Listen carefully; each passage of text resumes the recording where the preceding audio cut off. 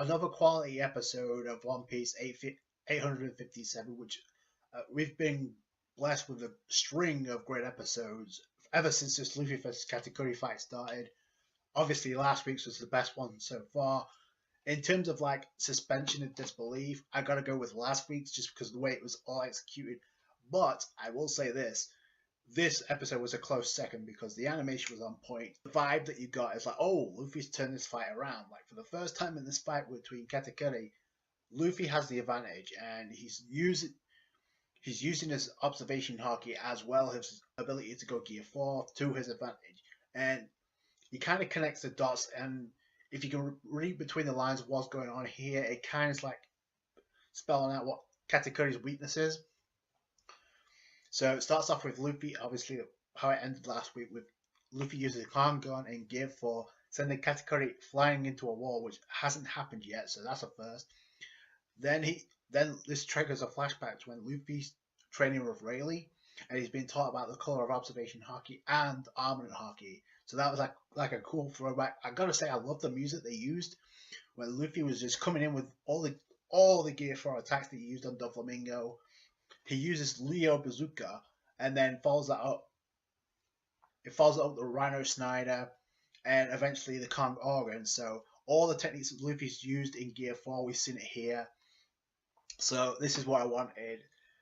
And it's obviously get through the Katakuri, all except the Kong Organ, which I'll get to in a minute. But as it's going on, it's just Luffy smacking Katakuri around, which is something you wouldn't expect. And it's like Katakuri realizes Luffy's found his weakness. And the thing about how Katakuri's double through works now is kind of obvious what's happening.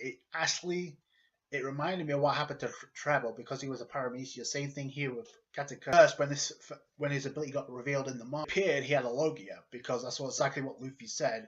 But then it was changed into a Paramecia because it made it a lot more easier on Oda's behalf. So that makes a lot of sense. But Luffy's connecting the dots like, oh, when you're using your Mochi ability, you're using your observation haki to use your Mochi to evade all my attacks. That's how he's done it, even with armament haki.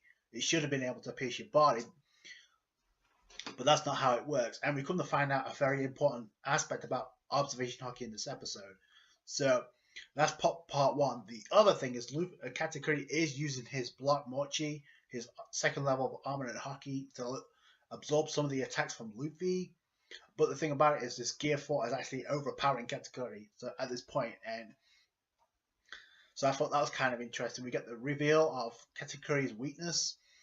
And then Luffy just smacking Katakuri around by Rhino Schneider. He actually blocks it, kind of like similar to Doflamingo. He spits up blood, similar to Doflamingo. But then in order to avoid falling on his back, we actually get to hear Brule saying he's never landed on his back once, or has never been seen on his back once until last week's episode. He actually lands on his head. I think he actually breaks his neck just so he can actually avoid landing on his back at the hands of Luffy. So that was hardcore. So he just gets backed up and now, okay, I've had enough. And it's like, I admit you got me wild up, but now I'm back into having a calm mind.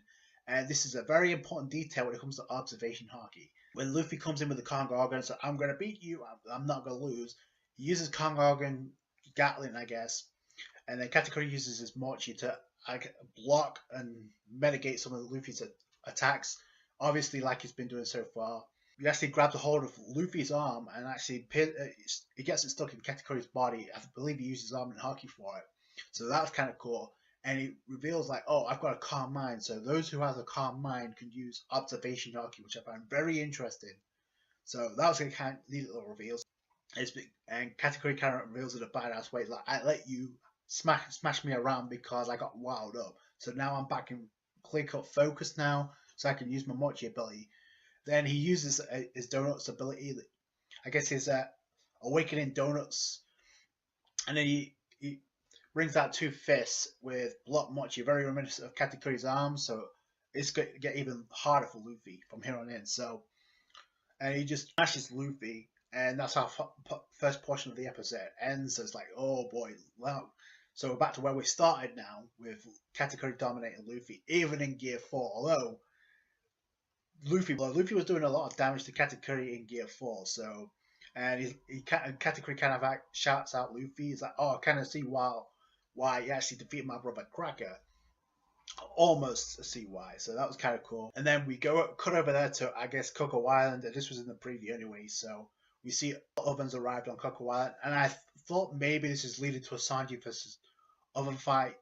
Maybe they're going to extend this because obviously Sanji and Pudding and Chiffon have to come out of the factory at some point once they made the cake, especially now that they've got the word of what's going on.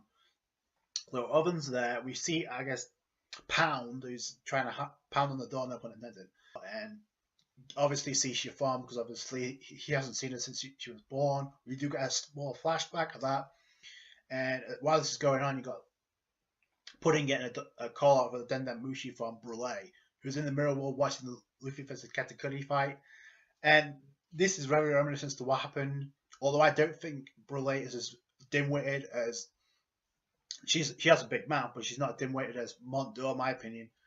But she does the same thing that Montdor did with over the Dendamushi, thinking that everything's in the clear, and she can tell, putting all the plans that are laid out about that's going on. You got Chiffon and Sanji overhearing this, so that's kind of cool. And Brule pretty much states the following: I was eavesdropping in on Mugiwara's conversation about the rendezvous point at Cocoa Island, and Sanji's like, "Why are they meeting me here?" And he also gets the time at 1 a.m. So there's 9 hours left before the rendezvous, before they meet with Luffy. Remember, Luffy did state, and even though he was lying, he did state to Nami and the rest when they separated that, I may be with Sanji already, so I'll meet you there. Obviously, lying to make sure that he didn't worry the crew. But who knows that? Given the way that the episode ends and how next week's episode ends, and by the way, Luffy's Gear 4 is going to time out next week, so I would not be surprised if Luffy ends up near Sanji. If he loses Gear 4, we know what happens. So it takes 10 minutes to regain his haki. So, yeah. So I would not be surprised if something as far-fetched as Luffy actually meeting up with Sanji or vice versa. Or something happening where Luffy actually rendezvous with the crew, maybe. Or Sanji overhears this and he pretty much states, like, there's 9 hours to go. Okay, we've got the quick cake to make. And the plan was we were going to meet the crew on sea to give them the cake, and they were going to finish it off while they're on the sea. That's probably still the plan, but now's the time limit because obviously if Big Mom chase Paris Bear and the rest of the Big Mom pirates chasing after the Sunny, so things have got to be sped up real fast. So we know there's a time limit. We know there's going to be a meeting, and now Sanji is very aware of what's going on. So it's going to be interesting to see where that goes. Like I said, they could extend the fight between Sanji and Oven just to bring a little more suspense into this. Obviously, give Sanji something to do other than making the cake. Like I said last week, maybe while Sanji's fighting Oven, Pudding and Chiffon are delivering the cake because they're obviously going to take it by ship because how the hell are they going to get on sea? So maybe while it's happening, maybe they'll extend the fight between Sanji and Oven. And it's like, okay, we got a dip. So I wouldn't mind seeing a 1v1 fight extended, but that's definitely where it's heading. Sanji's like, okay. And then Pudding, like, oh, you hear what's going on, Sanji? He's like, yep, I know what's going on. I know what to do. So, and then Pudding's kind of giving this description of what Brule's been saying about Katakuri. He's never been defeated. He's over 1,057 mil.